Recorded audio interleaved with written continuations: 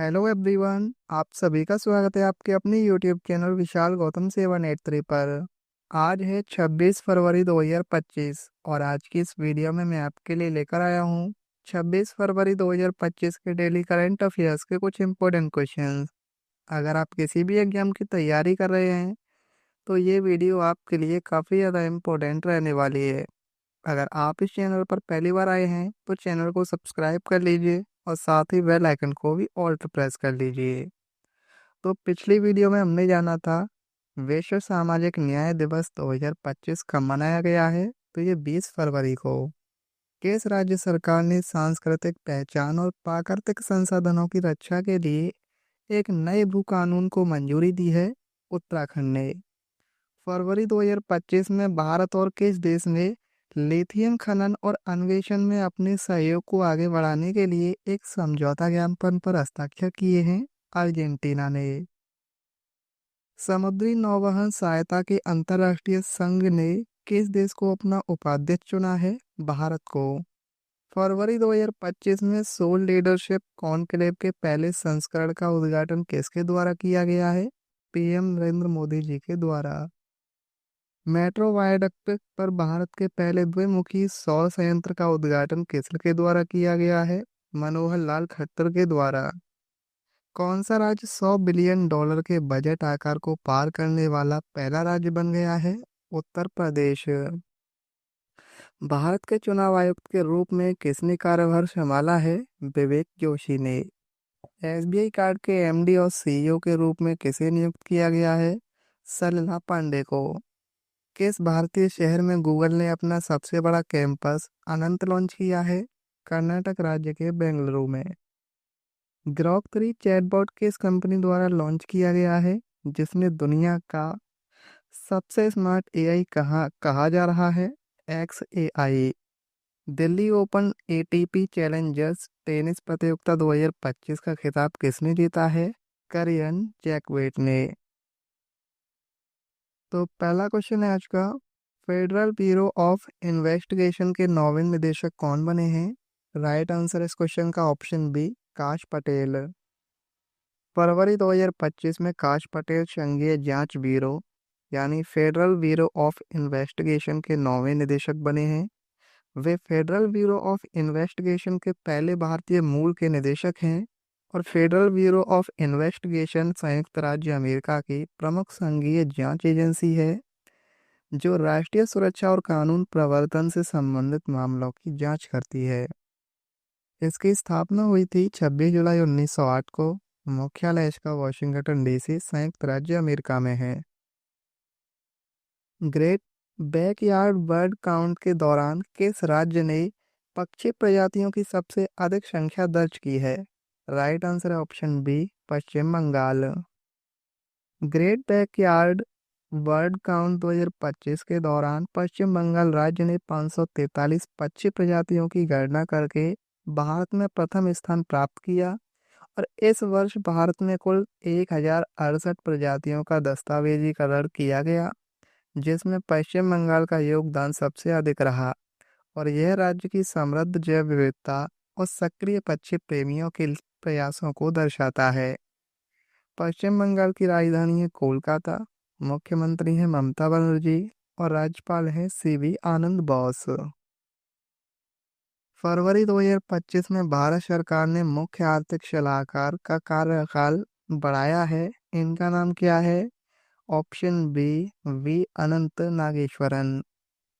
भारत सरकार ने मुख्य आर्थिक सलाहकार डॉक्टर वी अनंत नागेश्वरन का कार्यकाल 2 साल बढ़ाकर मार्च 2027 तक कर दिया है और डॉक्टर वी अनंथा नागेश्वरन ने जनवरी 2022 में मुख्य आर्थिक सलाहकार का पदभार संभाला था।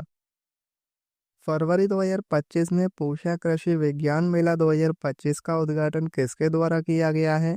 ऑप्शन सी, शिवराज सिंह चौहान के द्वारा। पूसा कृषि विज्ञान मेला 2025 का उद्घाटन 22 फरवरी 2025 को नई दिल्ली में केंद्रीय कृषि एवं किसान कल्याण मंत्री शिवराज सिंह चौहान द्वारा किया गया है और इसका समापन 24 फरवरी को होगा। मेले का विषय है उन्नत कृषि विकसित भारत और इस कार्यक्रम का मुख्य आकर्षण भारतीय कृषि अनुसंधान संस्थान द्वारा विकसित उन्नत कृषि प्रौद्योगिकियों का लाइव प्रदर्शन और कृषि विज्ञान केंद्रों, किसान उत्पादक संगठनों, उद्यमियों और स्टार्टअप्स के नवाचारों को प्रदर्शित करना है। 98वें अखिल भारतीय मराठी साहित्य सम्मेलन का उद्घाटन किसके द्वारा किया गया है? राइट आंसर है ऑप्शन डी, नरेंद्र मोदी जी के द्वारा। फरवरी 2025 में 98वें अखिल भारतीय मराठी साहित्य सम्मेलन का उद्घाटन प्रधानमंत्री नरेंद्र मोदी ने नई दिल्ली में किया है। और इस मराठी साहित्य सम्मेलन में सरकार ने मराठी को शास्त्रीय भाषा का दर्जा दिया है। यह सम्मेलन 21 से 23 फरवरी तक आयोजित किया गया है और इसमें पैनल चर्चा, पुस्तक प्रदर्शनी, सांस्कृतिक कार्यक्रम और प्रख्यात साहित्यकारों के साथ संवाद सत्र शामिल किए गए हैं। 200 वनडे क्रिकेट तक पहुंचने वाले भारत के सबसे तेज गेंदबाज कौन बने हैं? राइट आंसर है option D, Mohammed Shami. Mohammed Shami 200 one day cricket तक पहुंचने वाले भारत के पहले और दुनिया के दूसरे सबसे तेज गेंदबाज बन गए हैं। उनसे पहले सिर्फ मिशेल स्टार्क 102 मैच में यह उपलब्धि हासिल की थी। और मोहम्मद शमी ने 20 फरवरी 2025 को दुबई में भारत और बांग्लादेश के बीच आईसीसी चैंपियंस ट्रॉफी के मुकाबले में यह उपलब्धि हासिल की है। टाइम पत्रिका द्वारा वुमन ऑफ द ईयर पुरस्कार के लिए किस भारतीय जीव विज्ञानी और वन्य जीव संरक्षणवादी को नामित किया गया है? राइट आंसर है ऑप्शन बी, पूर्णिमा देवी वर्मन। टाइम पत्रिका ने भारतीय जीव विज्ञानी और वन्य जीव संरक्षणवादी पूर्णिमा देवी वर्मन को वुमन ऑफ द ईयर 2025 के लिए नामित किया है। वह इस सूची में शामिल होने वाली एकमात्र भारतीय महिला हैं। पूर्णिमा देवी वर्मन असम में ग्रेटर एडजुटेंट स्टार्क, जिसे स्थानीय रूप से हरगिला कहा जाता है, के संरक्षण के लिए अपने समर्पित प्रयासों के लिए जानी जाती हैं। उनकर प्रयासों के परिणाम स्वरूप असम में पक्षी की आबादी 450 से बढ़ाकर 1800 से अधिक हो गई है। इसके अलावा उन्होंने हरगिला आर्मी की स्थापना की, जो 10,000 से अधिक महिलाओं का एक समूह है जो वन्य जीव संरक्षण को जमीनी स्तर पर आंदोलन में बदल रहा है। भारत का पहला अपतटीय हवाई अड्डा के शहर के पास मानव निर्मित द्वीप पर बनेगा? राइट आंसर है ऑप्शन सी, मुंबई। भारत मुंबई के पास बधावन बंदरगाह के पास एक कृत्रिम द्वीप पर अपना पहला अपतटीय हवाई अड्डा बनने जा रहा है। यह मुंबई से 125 किलोमीटर दूर स्थित एक अपतटीय हवाई अड्डा है और इस परियोजना का उद्देश्य मुंबई की कनेक्टिविटी को बढ़ाना और क्षेत्र के बुनियादी ढांचे को सुदृढ़ करना है। अपतटीय हवाई अड्डा एक ऐसा हवाई अड्डा होता है जो समुद्र या किसी बड़े जल निकाय के ऊपर कृत्रिम द्वीप पर या मौजूदा प्राकृतिक द्वीपों पर बनाया जाता है।